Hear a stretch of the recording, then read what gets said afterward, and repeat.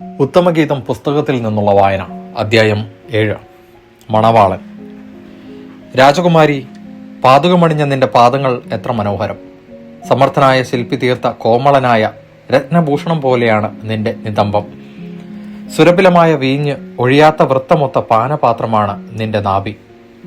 ലില്ലിപ്പൂക്കൾ അതിരിട്ട ഗോതമ്പ് കൂനയാണ് നിന്റെ ഉദരം.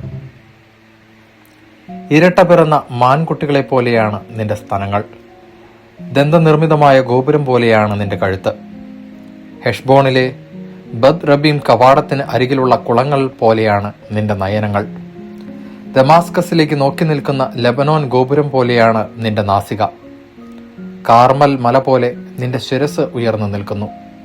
നിന്റെ ഒഴുകുന്ന അളകാവില രത്നാംബരം പോലെയാണ് നിന്റെ അളകങ്ങൾ. രാജാവിനെ തടവിലാക്കാൻ പോന്നതാണ്. പ്രിയേ, ആനന്ദദായിനി, നീ എത്ര സുന്ദരിയാണ്, എത്ര ഹൃദയഹാരിണിയാണ്!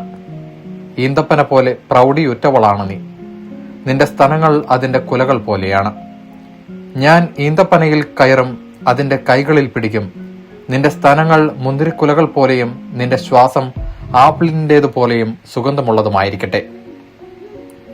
അതരങ്ങളിലൂടെയും ദന്തങ്ങളിലൂടെയും മൃദുവായി ഒഴുകിയിറങ്ങുന്ന ഉത്തമമായ വീഞ്ഞുപോലെയായിരിക്കട്ടെ നിന്റെ ചുംബനങ്ങൾ. മണവാട്ടി, ഞാൻ എൻ്റെ പ്രിയൻ്റേതാണ്. അവൻ എന്നെയാണ് കാംക്ഷിക്കുന്നത്.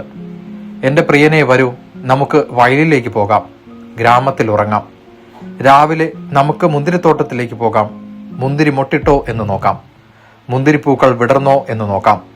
മാതള നാരകം പൂവിട്ടോ എന്ന് അന്വേഷിക്കാം. അവിടെ വെച്ച് നിനക്ക് ഞാൻ എൻ്റെ പ്രേമം പകരാം.